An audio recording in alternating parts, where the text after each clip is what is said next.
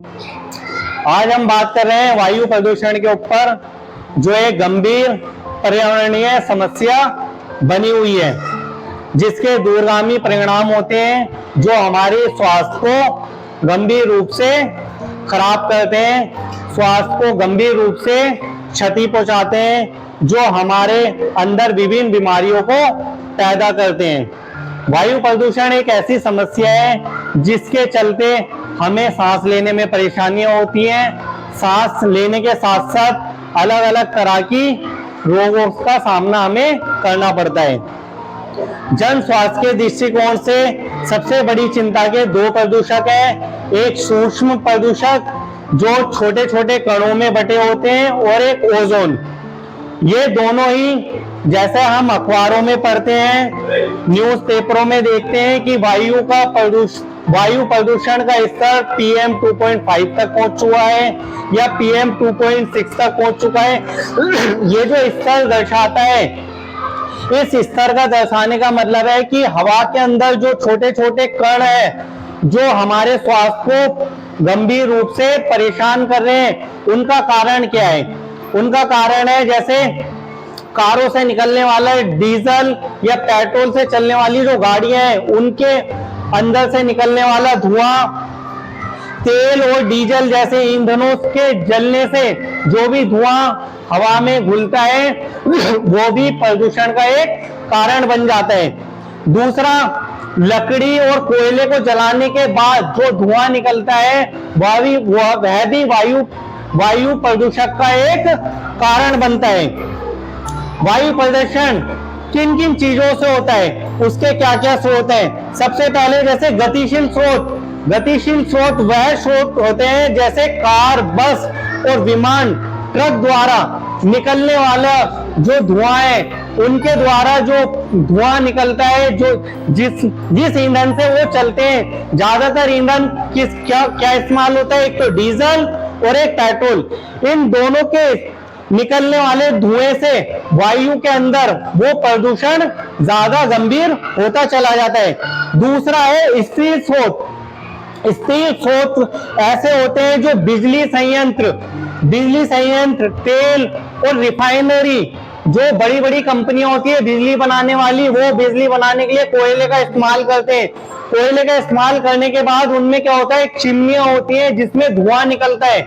ऐसी रिफाइनरियां होती है तेल को साफ करने के लिए, बड़ी बड़ी कंपनियों से उनका भी धुआं निकलता है जो हवा में जाकर वायु प्रदूषण का एक कारण बनता है। तीसरा है औद्योगिक सुविधाओं के लिए नई नई चीजें बन रही है। नई चीजें बनेंगी तो कंपनियों में अलग अलग तरह की मशीनें चलती हैं जो डीजल और पेट्रोल के इस्तेमाल से चलती है। कहीं कहीं कोयले का भी इस्तेमाल होता है। उनसे भी निकलने वाला धुआं क्या है, वायु प्रदूषण का एक कारण बनता है। और एक होता है क्षेत्रीय स्रोत वो होते हैं जैसे कृषि क्षेत्र और शहरों के अंदर अपने इस्तेमाल के लिए हम अलग अलग मशीनों का प्रयोग करते हैं। जैसे शहरों में रेस्टोरेंट चल रहे हैं, होटल चलाने के लिए वो लोग क्या करते हैं, कोयले का इस्तेमाल करते हैं, जिससे तंदूर जलाते हैं और तंदूर से निकलने वाला धुआं वायु प्रदूषण का एक कारण बनता है। वायु प्रदूषण से होने वाली जो समस्या है वो सबसे ज्यादा नुकसान पहुंचाती है हमारे फेफड़ों के अंदर अलग अलग प्रकार के गंभीर रोग हमारे को हो जाते हैं। वायु प्रदूषण की वजह से एक तो फेफड़ों का इंफेक्शन होता है, फेफड़ों के अंदर कैंसर भी हो जाता है, हृदय रोग होने की समस्या होती है, गले में इंफेक्शन हो जाता है। जब प्रदूषण ज्यादा फैल जाता है तो हमें आंखों में जलन भी होने लगती है। देखा होगा कि हम जब सुबह निकलते हैं, सुबह निकलने के बाद क्या होता है, जब हम आंख बाहर निकलते हैं धुआं होता है तो वो धुआं हमारी आंखों में जाते हैं। उससे क्या होता है, हमारी आंखों में जलन होने लगती है, पानी सा निकलने लगता है, हमारी आंखें लाल हो जाती है। ये सभी कारण वायु प्रदूषण की वजह से हो रहे हैं। वायु प्रदूषण की वजह से नाक, गले में भी इंफेक्शन होता है, गले में खुश्की हो जाती है, नाक में जुकाम हो जाता है, रात को सांस लेने में हमें तकलीफ होने लगती है। सबसे बड़ी समस्या है इस समय जब वायु प्रदूषण होता है तो जो फेफड़ों की समस्याओं से गंभीर रूप से बीमार है या गंभीर रूप से अस्वस्थ है, उन्हें सबसे ज्यादा वायु प्रदूषण परेशान करता है, क्योंकि वो खुली हवा में बाहर निकलेंगे तो और उन्हें ज्यादा समस्या होने लगेगी। वायु प्रदूषण की वजह से जितने भी छोटे बच्चे हैं, बड़े हैं, दो उम्र को सबसे ज्यादा परेशान करता है। एक तो छोटे बच्चों को और बड़ी उम्र के जो 60 साल से ऊपर बुजुर्ग हैं, उन्हें वायु प्रदूषण सबसे ज्यादा प्रभावित करता है। उन्हें वायु प्रदूषण की वजह से सबसे ज्यादा समस्याएं होती है। वायु प्रदूषण से होने वाली समस्याएं तो हम समझ चुके हैं, लेकिन वायु प्रदूषण से हमें क्या क्या रोकथाम करने, वो बहुत ज्यादा जरूरी है। सबसे पहले वायु प्रदूषण से रोकथाम के लिए हमें कोशिश करना है कि जरूरी काम हो तो तभी हमें बाहर निकलना है, खुले में हमें कम से कम घूमना है। यदि हमें कोई भी काम करना है तो दोपहर के टाइम जब धूप निकलती है तभी हमें घरों से बाहर निकल के कोई काम करना चाहिए। सुबह और शाम को बाहर घूमने से हमें बचना चाहिए। यदि आपको सुबह पार्क में एक्सरसाइज करने की आदत है, रनिंग करने की आदत है, तो आपको रनिंग से बचना चाहिए, एक्सरसाइज से बचना चाहिए। यदि एक्सरसाइज आप अपने घर पर कर सकते हैं वो ज्यादा बेहतर होगा।